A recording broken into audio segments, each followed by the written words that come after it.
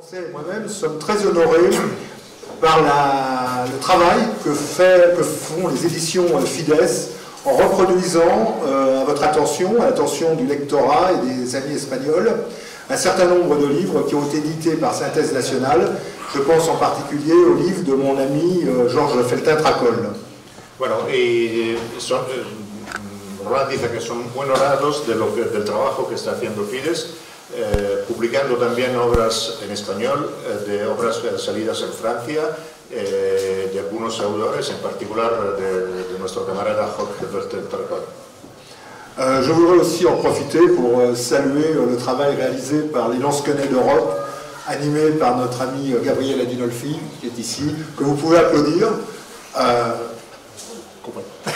Bueno, y rinde gracias también al trabajo que estamos haciendo los Lansquenets de Europa.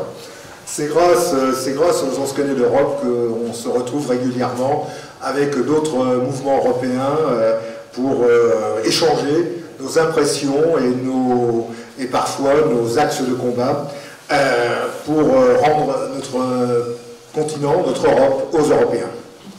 Porque también con estas situaciones de que vamos organizando las planetas de Europa son ocasiones para encontrarse, para mejorar el eje de combate y por lo que se refiere a la reconquista de nuestro continente.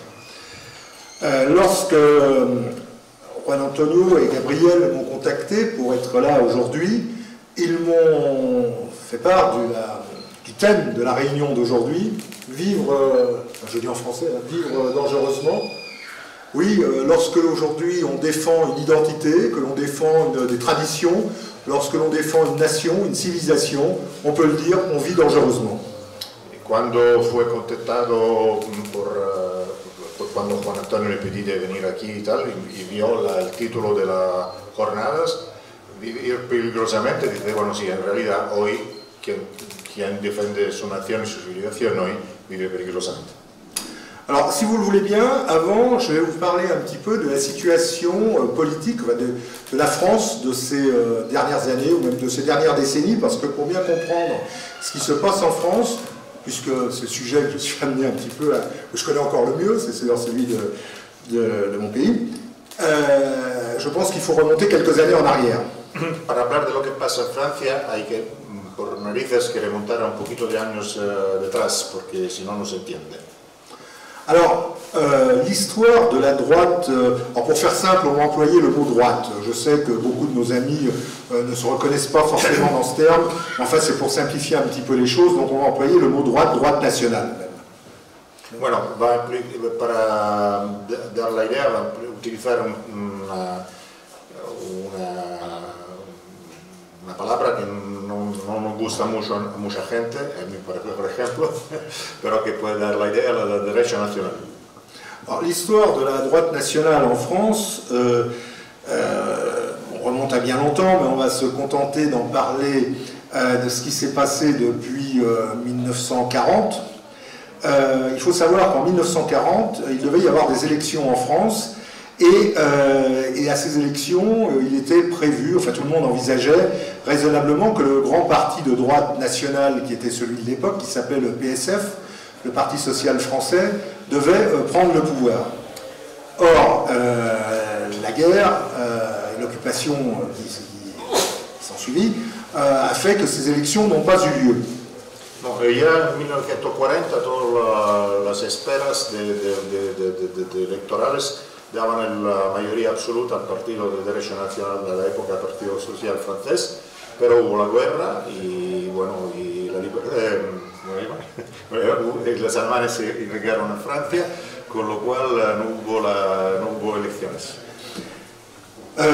Comme vous le savez peut-être, à ce moment-là, la Chambre, qui était l'Assemblée du Front Populaire, a décidé de remettre à pratiquement l'unanimité les pleins pouvoirs au maréchal Pétain.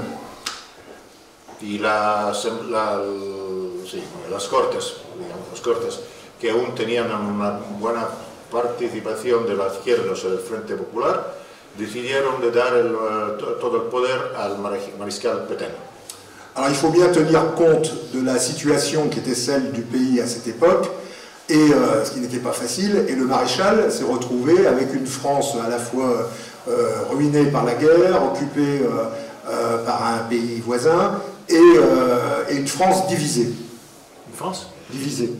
Divisée. Ah, divisée. Sí. Bueno, hay que ver cómo era la situación. El mariscal se encontró, tenía que gestionar una Francia dividida en dos, que había perdido una guerra, que estaba ordenada y tal. Alors à ce moment-là, une partie de ce que l'on appelle la droite nationale a choisi, non, d'abord une immense partie est restée témoin, comme simple témoin des événements, mais une partie a choisi de suivre le maréchal Pétain, et une autre partie est rentrée dans la résistance, en gros a rejoint la dissidence londonienne. Bueno, eso acabó con dividir por completo la derecha nacional francesa, porque una mayoría se quedó a la ventana mirando y una parte decidió de apoyar el mariscal Pétain y otra de seguir los que querían intentar la que llamaron la resistencia con De Gaulle et con Giroud. De Gaulle, seulement. Donc, à partir de ce moment-là, il y a eu une division dont la droite, aujourd'hui, c'est-à-dire 80 ans après, ne s'est toujours pas remise. De esta división de 1940, la derecha nacional francesa aún no se ha salido 81 años después. Ce qui peut expliquer qu'elle n'a jamais réussi véritablement à prendre le pouvoir, elle n'a jamais réussi véritablement à imposer ses idées, elle a toujours été prisonnière d'une gauche, et en particulier d'un parti communiste dans les années 40, enfin après la fin de la guerre, qui était tout puissant, et qui n'avait de cesse de culpabiliser la droite pour faire oublier ses turpitudes, à savoir son soutien au début de la guerre au pacte germano-soviétique. Por esta razón, la derecha nunca ha conseguido gobernar realmente Francia, ha sido siempre pendiente de unos cuantos chantajes psicológicos organizados por la izquierda, en particular por el Partido Comunista, que jugaba a culpabilizar a las derechas para también hacer olvidar su cambio de campo, porque a empezar había el pacto alemán, ruso-alemán, y los comunistas, por ejemplo, trabajaban para sabotar al ejército. Alors, à partir de ce moment-là est apparue une sorte de, ce que j'appellerais un leurre au sein de la droite française. Ce leurre, ça a été le général de Gaulle. Alors que les choses soient claires, le général de Gaulle avait certainement des côtés positifs. C'était certainement un patriote, ça je n'en doute pas un instant. C'était certainement quelqu'un qui mettait la France au premier plan de ses préoccupations, je n'en doute pas un instant. C'était un général catholique, issu, dit-on, ce qui demande à être vérifié, mais enfin plus ou moins des milieux proches de l'action française d'avant-guerre, qui a appliqué la politique qui lui semblait être la bonne. De ce côté-là, personne ne le conteste. Bueno, entonces hubo este casi mito, esta figura que era el general de Gaulle. General de Gaulle que ha tenido seguramente unos lados positivos o interesantes. Era, por ejemplo, un patriota de seguro, pareció que haya salido por una preparación familiar desde la acción francesa de anteguerra, o sea, de Morassi, y bueno, y tenía muchos buenos lados, junto a más cosas tenía lados positivos. Mais parallèlement, ça c'est peut-être le côté positif, mais le côté négatif, c'est que le général de Gaulle et le gaullisme ont toujours été quelque part prisonniers de la gauche et ont voulu toujours gouverner en cédant à chaque fois aux desiderata du Parti communiste ou des forces de gauche. Ça a été le grand reproche que la droite nationale a pu faire au général de Gaulle. Ça a été aussi pour lui une volonté toujours de se démarquer de la droite nationale, parce que tout ça pour donner des gages à nos adversaires.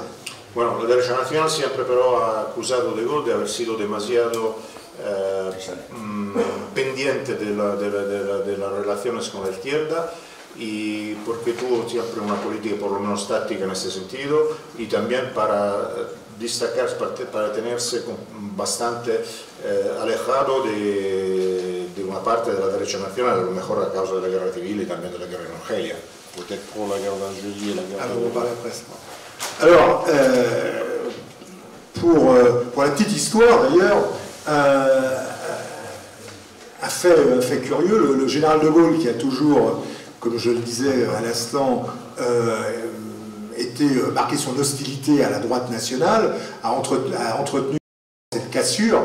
Le général de Gaulle, une fois qu'il a quitté le pouvoir en 1969, et avant de mourir un an après, a voulu absolument voir, avant de mourir, deux chefs d'État en Europe, à savoir Eamon de Valera, le président de la République irlandaise, et le général Franco, comme vous le savez peut-être, Madrid. Pero dice que cuando De Gaulle quitó el poder, habiendo perdido un referéndum en el 69, y un año antes de morirse, porque se murió en noviembre del 70,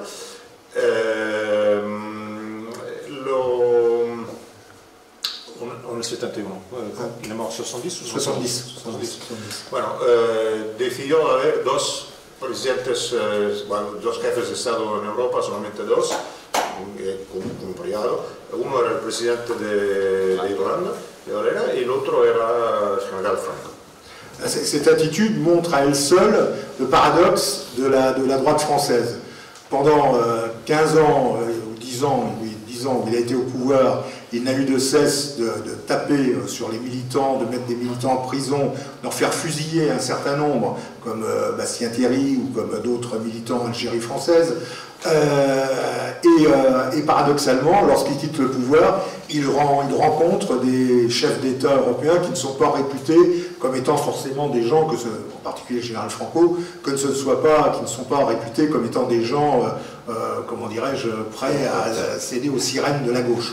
Bueno, eso para Roland simboliza de manera casi emblemática el paradojo de la derecha francesa, porque después de haber pasado años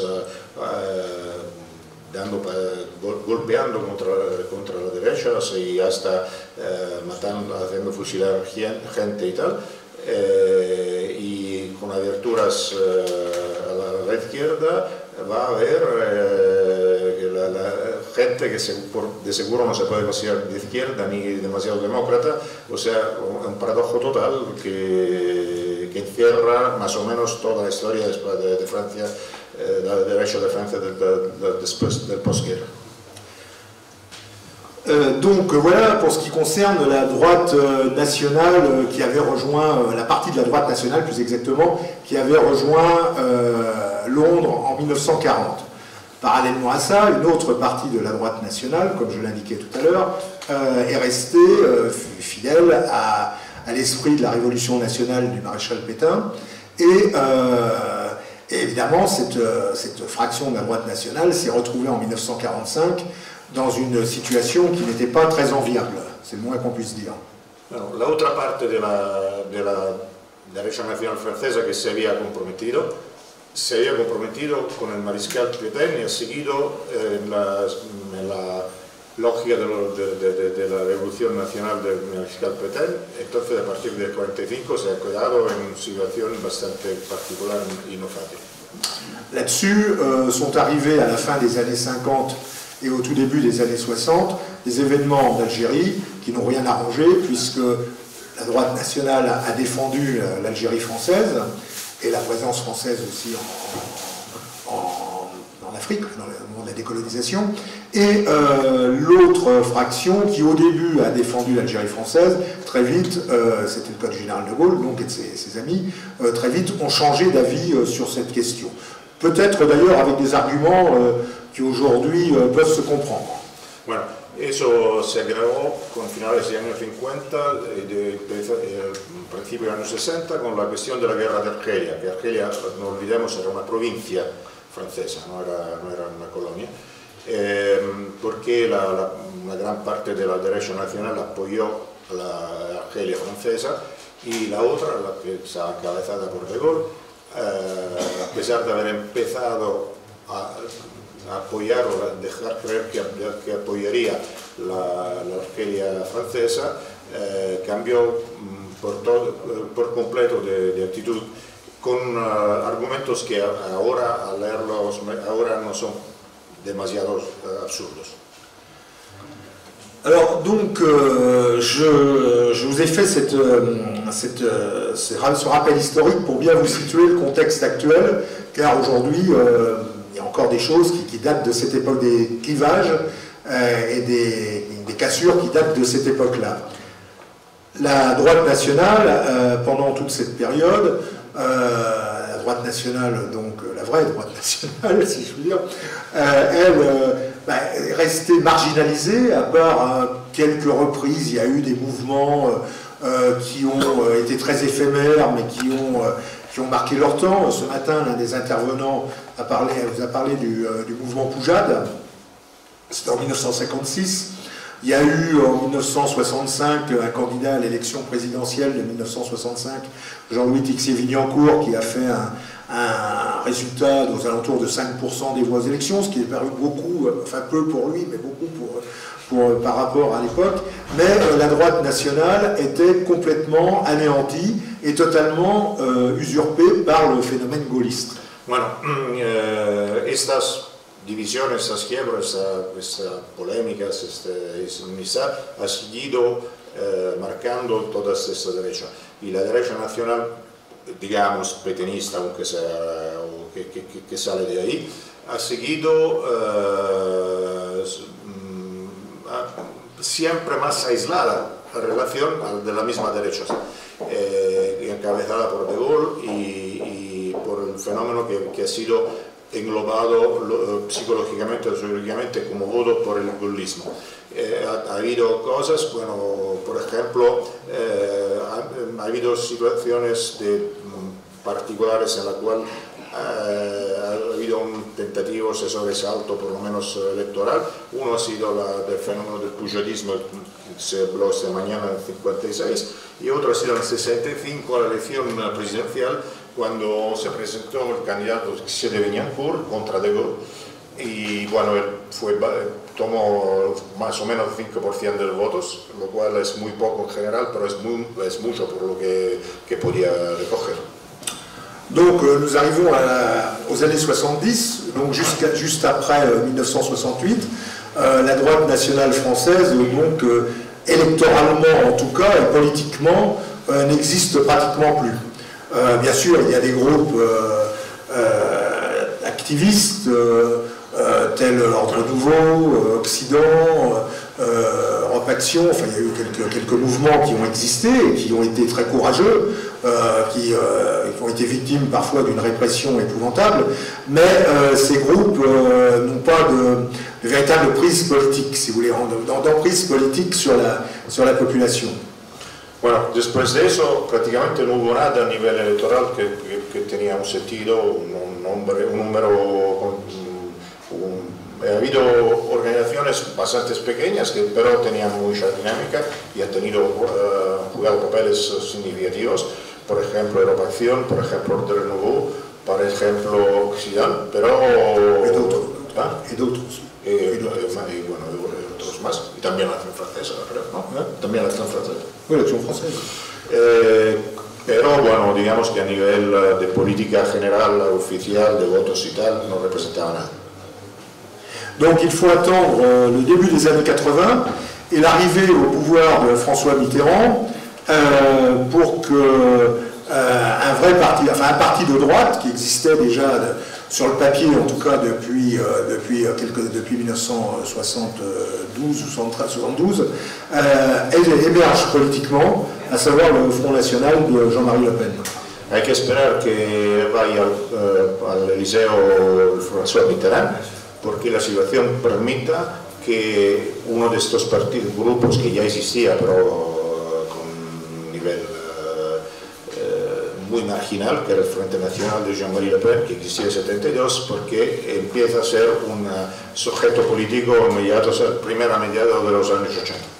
Il faut bien comprendre que si le Front National, tout comme le Parti des Forces Nouvelles, qui était son parti, le parti concurrent, si je puis dire, tout à l'heure notre ami Georges a rappelé, je faisais partie à l'époque du Parti des Forces Nouvelles, ne pouvait pas percer, c'est tout simplement parce que l'espace politique était complètement capté par les gaullistes. No se podía hacer nada antes porque todo el espacio político, ni el Frente Nacional, ni el Partido de Fuerzas Nuevas, o el Partido de Fuerzas Nuevas, que en la época Roland era el Chaval, podían hacer mucho porque el espacio estaba completamente ocupado por la derecha gaullista. Donc en 1984, il y a cette percée du Front National et qui passe en quelques années de moins de 1% des votes aux élections à plus de 10%, qui passe de moins de 100 adhérents dans toute la France à près de 40 000 adhérents en 2 ans, donc qui devient un véritable parti qui rassemble évidemment de plus en plus de gens à cette époque-là et qui profite de la dégénérescence du parti gaulliste allié au et qui de plus en plus perd le sens même des idées qui étaient celles d'origine de l'origine de ce parti. Bueno, hace bastante poco, desde 1984 a 1986, porque la situación cambia, el partido del Frente Nacional, que tenía más o menos unos 200 militantes en toda Francia, llega a llegar a 40.000, tenía un resultado de voto inferior al 1%, llega al 10%, y empieza a dar un sentido y un conjunto y una explicación de programa de lo que pertenecía realmente, digamos, a los genes, al ADN de donde venían. Alors, parallèlement, en 1983, on observe un phénomène en France, c'est que la gauche socialo-communiste qui était au pouvoir, avec François Mitterrand, allié au Parti communiste français, opère un virage libéral.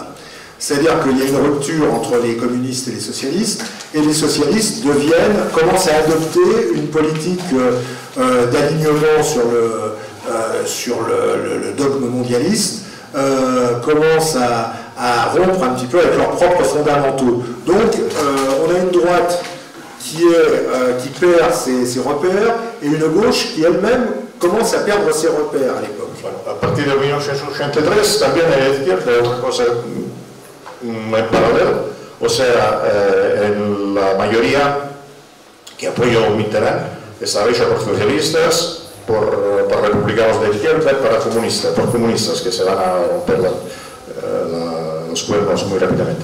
Y lo que pasa, hay un cambio, porque si todos los socialistas y gran parte de la izquierda se vuelven a ser liberales y particularmente cosmopolitas, mundialistas y muy capitalistas. Con lo cual se asiste a un momento en el cual la derecha postgaullista pierde sus referimientos y también la izquierda pierde los suyos.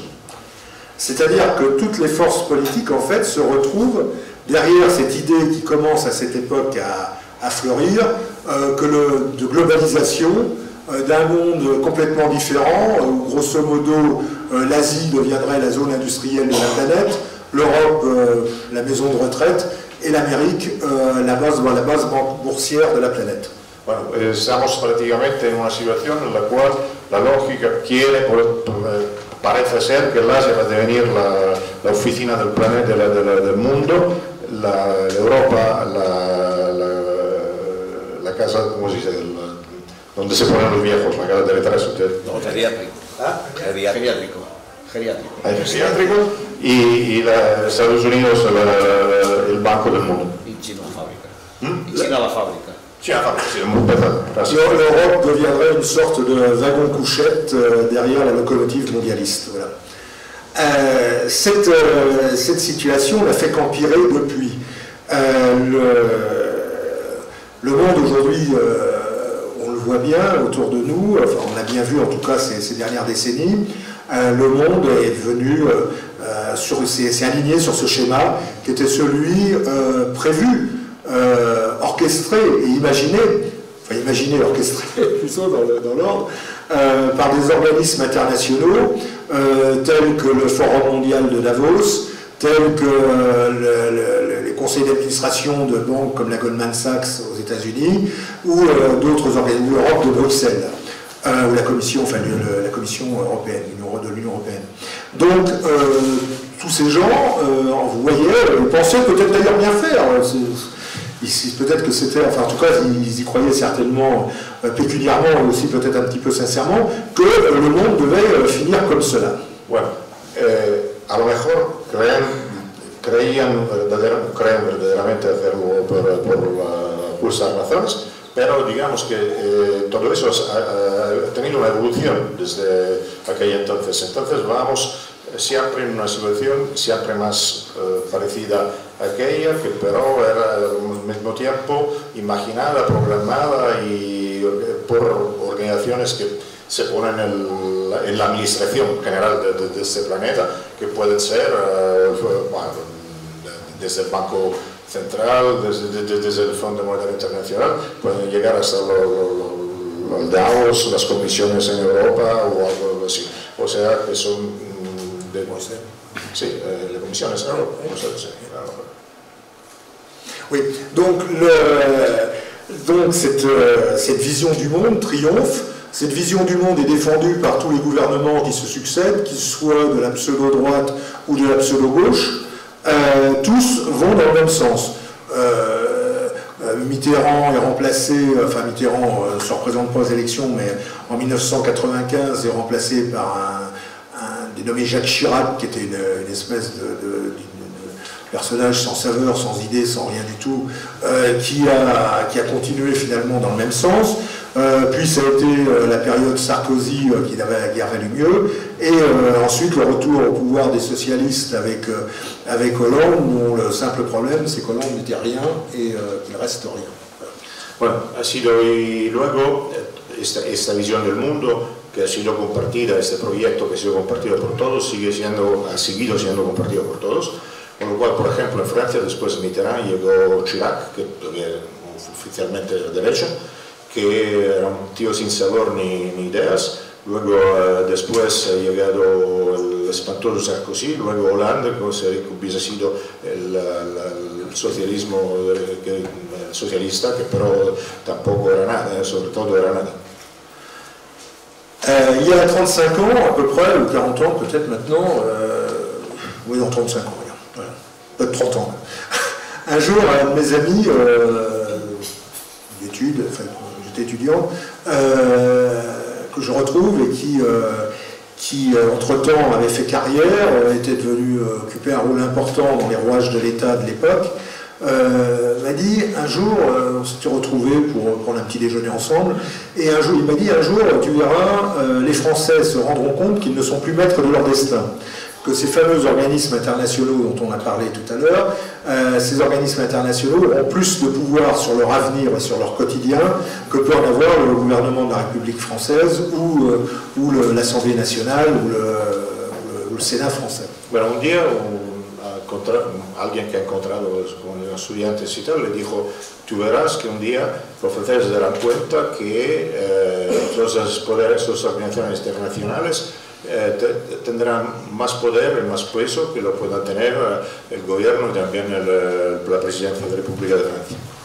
Cela a été à tel point que je pense que ce garçon, quand il me disait ça, compte tenu de ses responsabilités qui étaient les siennes à cette époque-là, je ne pense pas qu'il parlait en l'air, et il m'avait dit surtout, ce jour-là, le jour où ces Français se rendront compte, des mouvements comme ceux auxquels tu appartiens, en l'occurrence à l'époque c'était le Front National, je crois, oui, auront un avenir, un grand avenir devant eux. Voilà. Ce mec-là, quel rôle? Il était secrétaire général du ministère de l'Intérieur. Porque este es su antiguo compañero de escuela, estaba... C'était pas un ami politique, je No, précise. no era un amigo político, y estaba en el secretariado del Ministerio del Interior. Y dijo, también los partidos como lo suyo, no el tuyo, porque entonces él estaba de Frente Nacional, a este momento tendrán mucha más importancia de lo que te puedas imaginar. Et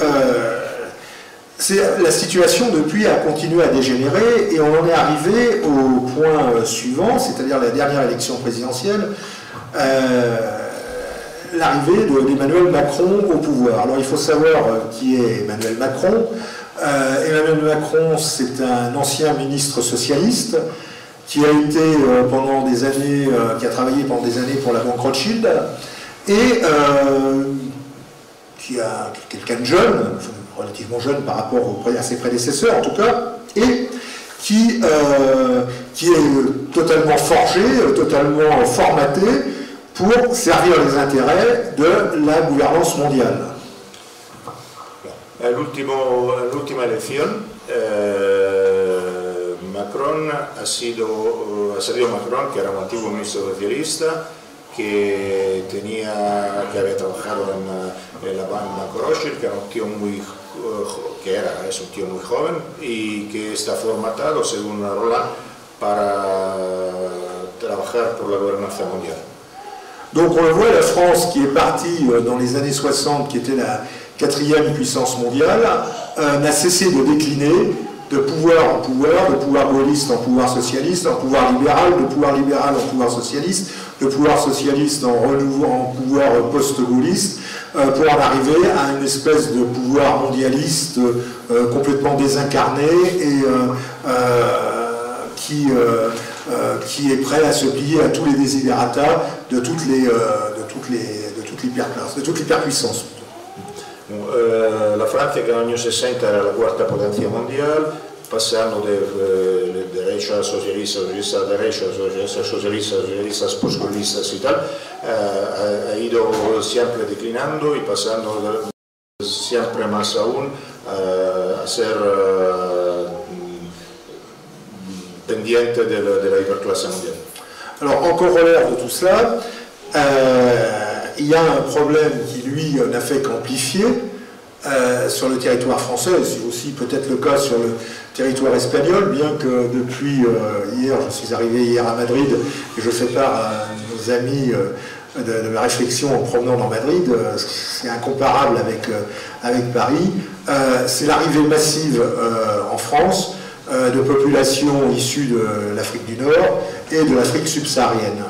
Bueno, y también ha habido oleadas enteras de gente que llegaba, que en toda Europa, dice, en España se nota mucho menos que en Francia, de gente que está viniendo del norte de África, de l'Afrique subsaharienne. Alors évidemment, la plupart de ces gens sont de religion musulmane et depuis une trentaine d'années, avec le retour de l'islam sur le terrain politique, en particulier depuis l'arrivée de l'ayatollah Khomeini au pouvoir en Iran en 1980, on assiste évidemment à un renouveau de l'islam en France et de l'implantation de l'islam. Aujourd'hui, quasiment dans tous les villages, enfin, toutes les sous-préfectures, voire les chefs-lieux de canton, naissent, il y a au pire une mosquée, au mieux un centre culturel islamique, enfin il y a toujours une implantation en tout cas. Bueno, se considera que la mayoría son musulmanos, de todas formas muchos son musulmanos, luego después también la revolución iraní ha habido un nuevo lance, no sé cómo puedo decir, y resurgir, sí. Y bueno, prácticamente a hoy te encuentras de por todo lado, todas las ciudades, mosquitas y centros culturales islámicos.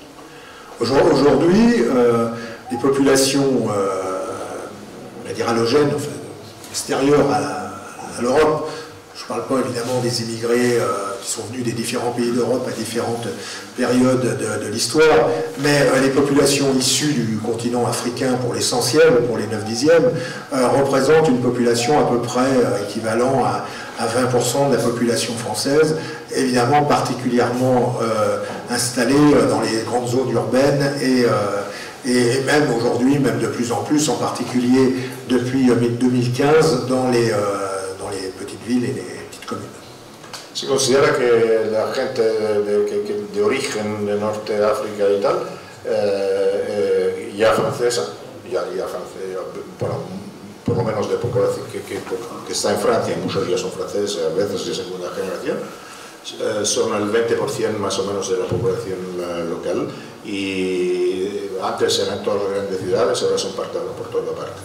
Alors, si je vous ai expliqué tout cela, c'est pour vous mettre un petit peu dans le contexte actuel, maintenant on va en arriver aux réalités de ces dernières années. Bueno, era para entrar en la realidad de estos últimos años. Alors, les partis politiques classiques, se ressemblant plus les uns les autres, ont fini par avoir une influence beaucoup moins importante que celle qu'ils avaient il y a au moment de la guerre froide, par exemple, ou dans les années 60, 70, voire 80. Como los partidos se parecen todos y hay mucho menos afección a la elección y a las elecciones, y hay menos gente que milita o que está interesada o apasionada, no tiene nada que ver con lo que podía pasar en los años de la Guerra Fría u otros momentos parecidos. Alors, le climat général est le suivant. Les Français se sont retrouvés confrontés à une crise de représentation. Ils ne croient plus dans les représentations qui leur sont offertes, ce qui explique qu'aujourd'hui, il y a des élections où il n'y a plus que 30 ou 40% de votants. Ça a été encore le cas dernièrement, les dernières élections qui ont eu lieu au mois de juin dernier, il y avait, je crois, 50% d'abstention, ou quelque chose comme ça. Enfin, c'était énorme. Il y a ça d'une part. D'autre part, il y a une crise d'identité, évidemment. On le voit tout simplement en sortant dans la rue, on le voit tout simplement en regardant autour de soi. Le grand remplacement est une réalité. Toute la presse du système, tous les chiens de garde du régime voudraient nous faire croire que c'est un fantasme, soi-disant, poussé par l'extrême droite. En réalité, évidemment, c'est une réalité. Pour s'en convaincre, il suffit de sortir de chez soi et de regarder un petit peu ce qu'il y a autour de soi, en France. Bueno, la gente, ya por ejemplo, en las últimas elecciones no ha votado a lo mejor y a lo mejor menos el 40% de gente. Si te das cuenta, echas una mirada, siempre ves que hay menos identidad de cualquier forma, y también hay un cambio total de población, aunque oficialmente se diga que ese es un fantasma de la extrema derecha, hay un cambio técnico de población que se puede notar. Alors, donc une crise de représentativité, une crise d'identité ont donné lieu à l'apparition ces dernières années de formes nouvelles de contestation du système, tout simplement d'opposition. Ces formes nouvelles sont certainement dues justement à la prise de conscience dont je vous parlais tout à l'heure, ce dont j'avais parlé avec mon ami politicien, enfin haut fonctionnaire, on va dire, qui est en train de s'opérer. Je pense que ce que me disait ce garçon il y a 30 ans est en train d'arriver en ce moment. Une prise de conscience de la fin de la représentativité et une prise de conscience par rapport aux grands problèmes d'identité auxquels est confronté mon pays. Eso lleva a nuevas formas de posición política que, según Roland, serían debidos a una tomada de conciencia y que iría, según Roland, por lo que le dijo este tío hace 30 años, por una nueva forma que podría asegurar cierto porvenir. Alors, cette prise de conscience s'est matérialisée, je dirais, par trois exemples. Enfin, je vous citerai trois exemples dont vous avez certainement entendu parler. Le premier, ça a été, il y a maintenant 5 ou 6 ans, en 2013, 7 ans, oui déjà, ça a été ce que l'on a appelé la manif pour tous. Alors la manif pour tous, ça a été provoqué par une décision prise par le gouvernement de gauche de l'époque d'instaurer le droit au mariage pour les homosexuels. Bueno, va a dar tres ejemplos de este. El primero, hace 8 años, el Manifesto Portus, que ha sido manifestaciones contra la ley por los matrimonios entre homosexuales. Alors on aurait pu imaginer que cette mesure sociétale prise par un gouvernement de gauche qui de toute façon n'applique plus une politique de gauche depuis longtemps aurait peut-être pu passer inaperçue. Et finalement cette décision a entraîné une réaction gigantesque dans tout le pays. On a vu pendant presque un an tous les 2 ou 3 mois des manifestations monstres dans le pays, rassemblant parfois jusqu'à 1 200 000 voire 1 300 000 personnes, en opposition à cette loi, alors c'est plus un projet puisque c'est devenu une loi, cette loi du mariage homosexuel. Esta ley de todas maneras pasó. No pasó sin reacción, segundo lugar, fue muy fuerte, porque durante un año hubo reacción, y hubo reacción que vio hasta 1,300,000 personas por la calle, pero pasó. Il faut savoir qu'une telle réaction n'avait pas eu lieu en France depuis le début des années 80, lorsque les socialistes s'en étaient pris à la liberté de l'enseignement. Bueno, la única vez que hubo algo así en mediados de los años 80, cuando los socialistas habían atacado la libertad de enseñanza en las escuelas. Donc 30 ans après, donc cette immense mobilisation, la Manif pour tous, qui n'a pas abouti, puisque évidemment la loi est passée, les socialistes étant à l'époque avec leurs alliés majoritaires à l'Assemblée nationale et au Sénat.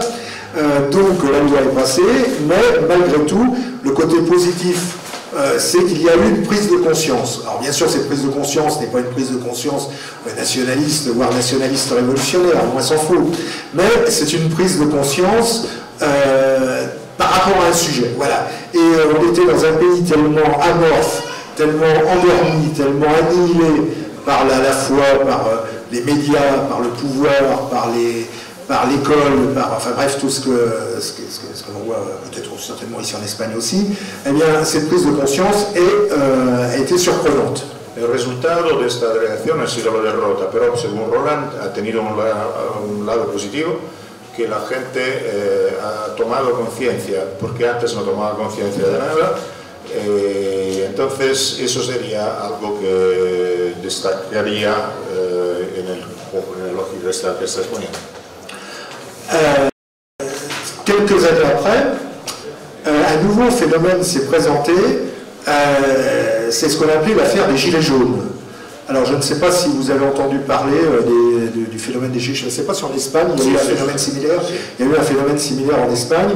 Si vous voulez, partant de la décision de quelques personnes, qui pour la plupart étaient des gens proches de la mouvance droitière, voire nationale, en quelques semaines, toute la France a été occupée, tous les ronds-points sur les routes, devant les préfectures, devant les sous-préfectures, devant les mairies, des dizaines, voire des centaines de milliers de gens vêtus d'un gilet jaune se sont rassemblés et ont occupé pendant plusieurs mois le terrain et ont mis véritablement le gouvernement en panique, en état de panique, puisque, pour la petite histoire, il faut savoir que pendant 1 mois et demi, il y avait un hélicoptère en permanence dans la cour de l'Élysée qui était prêt à emmener le président de la République au cas où celui-ci serait retrouvé attaqué par les Gilets jaunes. Bueno, luego ha habido este fenómeno de los chalecos amarillos, que bueno, ha sido organizada por gente cualquiera, digamos, según Roland, más bien más de derechas que de izquierda. Y han ocupado durante más que un año, todos los sábados, han ocupado muchísimos lugares, han puesto problemas, hasta tenían siempre un helicóptero Eliseo para eventualmente evacuar al presidente si hubiese sido atacado. La manifestation, donc les manifestations des Gilets jaunes ont été se sont terminés de la manière suivante. On dit souvent que la République gouverne mal, mais elle sait très bien se défendre. Eh bien, ils ont tout simplement, dans un premier temps, crié sur tous les toits, oui, c'est l'extrême droite qui est derrière tout ça, pour faire peur aux gens, en disant, voilà, si vous allez aux manifestations, c'est que vous êtes des gens d'extrême droite. Si vous êtes des gens d'extrême droite, c'est donc que vous êtes des fascistes. Si vous êtes des fascistes, c'est donc que vous êtes des révisionnistes. Si vous êtes des révisionnistes, c'est donc... Enfin, bref. Donc, on a essayé de faire croire ça à la télévision et par tous les médias pendant quelques jours, quelques semaines, et ça n'a pas marché. Ensuite, on a envoyé la police, enfin, le gouvernement a envoyé la police matraquer ardemment les gilets jaunes qui se rassemblaient. Ça n'a toujours pas marché. On a laissé toutes les bandes ethniques des banlieues saccager le centre de Paris quelques semaines avant Noël pour faire croire que c'était les gilets jaunes qui l'avaient fait, y compris aller saccager la tombe du soldat inconnu sous l'Arc de Triomphe, place de l'Étoile. On a essayé cela, ça n'a pas marché non plus, et on a continué en se servant des Larmen services du système, à savoir les Mélenchon et les autres Antifa et Black Bloc, qui ont débarqué dans les manifestations pour les récupérer. Et effectivement, là, en quelques semaines, les manifestations des Gilets jaunes, qui duraient quand même depuis presque 4 ou 5 mois, se sont affaiblies considérablement, voire ont disparu à ce moment-là. Bueno, primero han intentado para... desprestigiar. Sí, pero para frontejar, digamos, la situación, han intentado decir a la gente, con todos los medios y tal, esta gente son de extrema derecha. Entonces, si vais con ellos, sois racistas, entonces sois criminales, entonces sois débiles y tal. Y no ha funcionado. Luego han intentado sacar la resistencia de la gente con una fuerza militar de la parte de la policía muy contundente y no funcionó. En tercer punto, han dejado que han enviado bandos o han dejado que iban bandos de gente de las afueras criminales y tal para robar en las caparías, para vaciar los negocios, los almacenes durante Navidades, para decir que han sido los chalecos amarillos y no funcionó. En fin, han enviado un último recurso, han enviado los suyos, o sea, Mélenchon, la gente de la extrema izquierda, la CGT y los trotskistas, para que se apoderaran psicológicamente, políticamente y militarmente de los chalecos amarillos. Eso ça marché. Ça a marché, parce que là, ça a fonctionné. Je rajouterai un troisième exemple, alors qui est peut-être discutable sur un certain nombre de points, mais là-dessus je ne rentrerai pas dans ce débat. Ça a été le développement, ça a été le développement ces derniers mois de manifestations contre le pass sanitaire, qui là aussi se sont caractérisés, comme la manif pour tous, comme pour les gilets jaunes, par un aspect extérieur qu'on a tout de suite remarqué, c'est que tous ces gens qui manifestaient, ils manifestaient en chantant la Marseillaise, c'était l'hymne national français, derrière des drapeaux bleu, blanc, rouge. Je rappelle qu'il y a 40 ans, ils manifestaient derrière des drapeaux rouges en chantant l'International. Donc il y a un changement total d'approche des choses. Bueno, ahora con las manifestaciones contra el paso sanitario, que a pesar de lo que se puede decir de eso porque es muy complicado, lo que se destaca es que de toda manera hay gente que sigue manifestando siempre con el tricolor y cantando la marsellesa. Antes estábamos acostumbrados que iban detrás del banderero que cantaban en internacional. Alors, il reste peu de temps, donc je vais essayer d'abréger un petit peu tout cela, j'ai peut-être été un peu long au départ.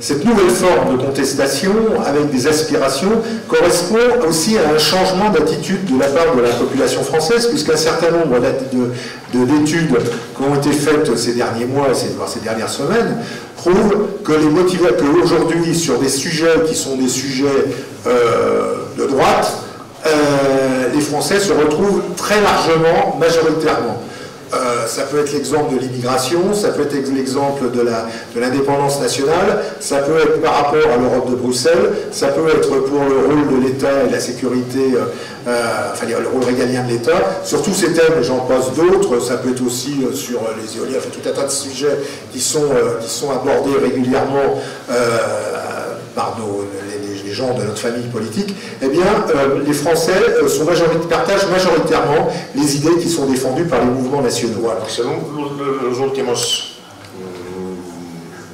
no sé, sondajes o lo que sea, la mayoría de los franceses ahora tienen un sentido más que se puede definir de derecha en lo que se refiere, por ejemplo, muchas cosas como la soberanía nacional, como la inmigración, como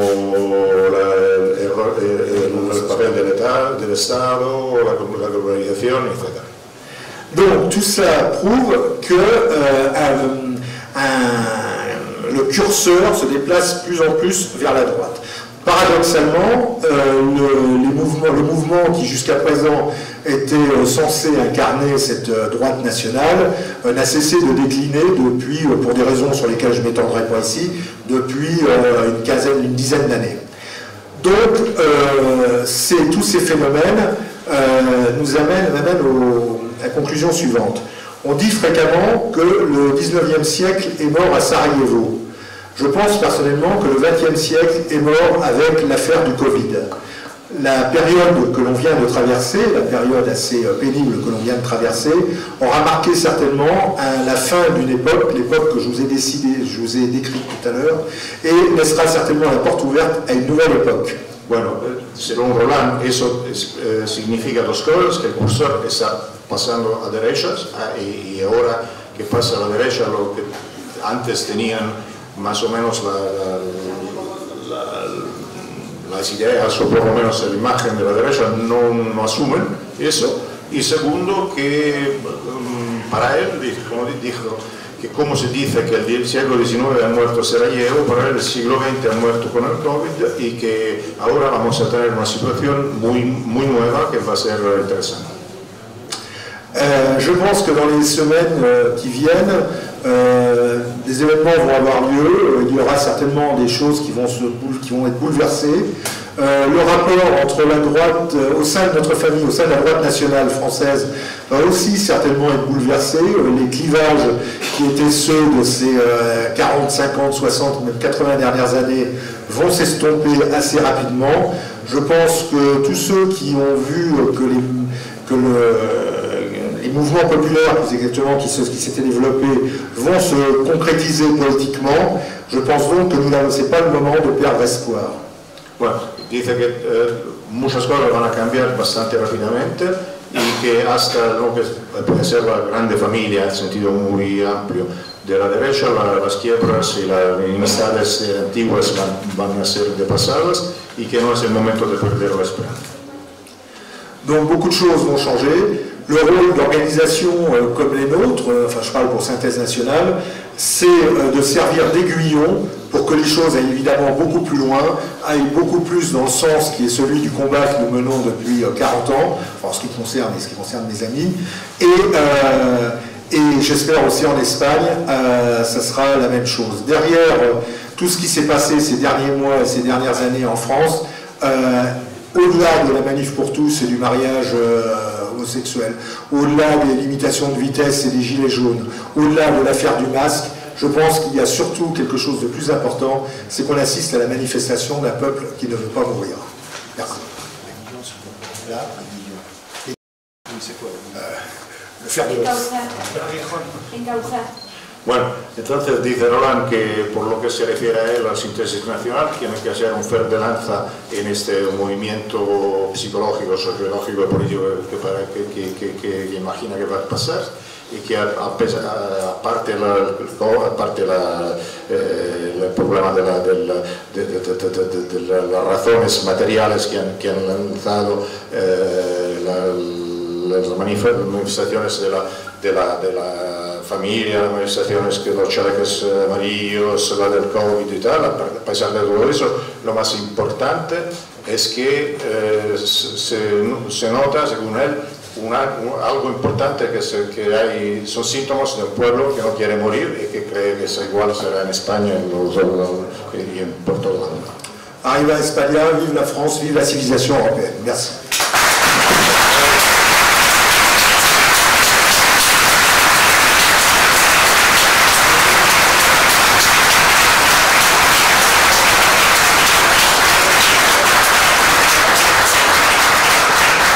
S'il y en a parmi vous qui ont des questions à poser, on n'a peut-être plus le temps, mais je suis à votre disposition.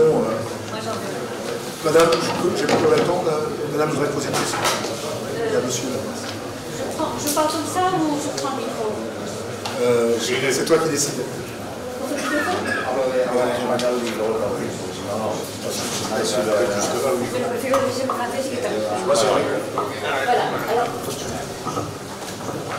Alors ma question est la suivante, merci Roland, c'est qu'il y a un fait que je vois qui vous manque, excusez-moi que je sois aussi... Mais non, je vous en prie, je vous en prie. Un fait qui vous manque dans votre analyse de la situation, c'est que Macron n'est pas arrivé là par les élections, mais par une fraude électorale. Enfin, ils ont volé les élections. Et c'est quelque part... Oui, vous avez tout à fait raison. Attends, écoute, alors, qu'est-ce qui s'est passé? Comme il est arrivé, ils ont volé les élections. Tous ceux qui avaient voté pour Le Pen, ou pour le Front National, ils se sont déprimés. Alors maintenant, ils sont passés à l'abstention. Et l'abstention, c'est ce qu'ils veulent. Parce que justement, c'est beaucoup plus facile de compter 30% des votes que de compter 100% des votes. Ah ben, le système... Et l'abstention empêche... Il y a des gens qui croient que l'abstention, c'est une expression de ton désaccord et que ça va servir à quelque chose. Nous pouvons voir ce qui s'est passé au Nicaragua. Ils ont voté 10%. Mais Ortega, il est là pour toujours. Voilà, c'est ça.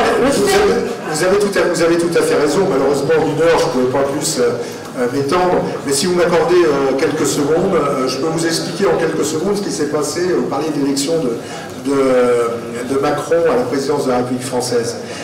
Qu'est-ce qui s'est passé? Il faut savoir que le quinquennat de François Hollande, candidat socialiste qui précédait Macron, a été une véritable catastrophe à tous les niveaux. Enfin, Hollande s'était retrouvé là, président de la République, tout simplement parce que celui qui devait être le candidat socialiste, à savoir Jean-Pierre Strauss-Kahn, s'était retrouvé, elle n'avait pas pu être candidat pour une sombre histoire de mœurs. Et tu peux traduire peut-être? Sí, sí, puedo decir, pero me parece demasiado complicado todo porque... No, me ha dicho que no hay más cuestiones.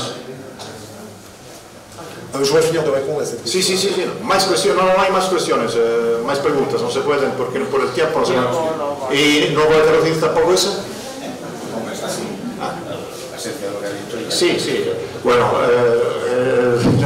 ha explicado que Macron, pues según ella, no ha ido por las elecciones, porque lo ha hecho gracias a la abstención y tal. Bueno, y Hollande estaba explicando por qué ha sido Macron y no Strauss-Kahn, qui avait sido Donc Hollande s'est retrouvé un petit peu par hasard président de la République. Son quinquennat a été désastreux, à tel point qu'on lui a demandé de ne plus se représenter, il valait mieux qu'il dégage. Là-dessus, le système avait imaginé que celui qui le remplacerait serait Alain Juppé. Alain Juppé avait été Premier ministre sous Chirac et c'était l'homme du système, c'était l'homme des mondialistes, c'était l'homme de la finance internationale. Il devait être, c'est lui qui devait être candidat et c'est lui qui devait être élu selon toutes les hypothèses. Seulement, la droite française, la droite modérée, qui est aveuglée par les États-Unis d'Amérique, qui n'a qu'un seul regret finalement, c'est de ne pas être américaine, a voulu faire comme les Américains, a voulu faire une primaire au sein de la droite française. Il y a eu une primaire organisée. Et cette primaire, qui devait évidemment être le sacre d'Alain Juppé, ça n'a pas marché comme ils ont prévu. C'est François Fillon, un autre gaulliste qui s'est retrouvé candidat de la droite gaulliste. Alors Fillon, je ne veux pas chercher à le défendre, c'est pas un de nos amis politiques, loin s'en faut, mais c'est un type qui ne correspond pas au clou du politiquement correct. Il ne correspond pas au clou du parti mondialiste, du parti de la finance. Il est catholique, il était contre la guerre en Syrie, il a plutôt de la sympathie pour le président Poutine, donc tout ça faisait qu'il fallait éliminer à tout prix Fillon. Mais malheureusement, c'est Fillon qui se retrouve candidat, qui gagne les élections primaires au sein de la droite. Alors à partir de ce moment-là, il a fallu trouver quelqu'un d'autre. Parce que le parti mondialiste ne pouvait pas laisser élire Fillon, qui était quelqu'un... qu'est-ce qui s'est passé?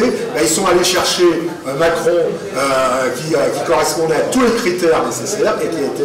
Bueno, si no me van a matar. Ha explicado todas las razones por las cuales Macron ha sido elegido, por ejemplo, porque Strauss-Kahn había perdido antes por una razón. Luego tiene hacer que la persona que tenía que tener que seguir a Hollande tuviese que ser Juppé, que estaba muy amado por todo el sistema y tal, solo que han empezado para sacarle, han hecho las primarias y sus electores no lo han votado, con lo cual ha salido desde derecha otro tío que es Fillon, que no es que sea nuestro amigo, pero tiene unas cuantas razones con la cual no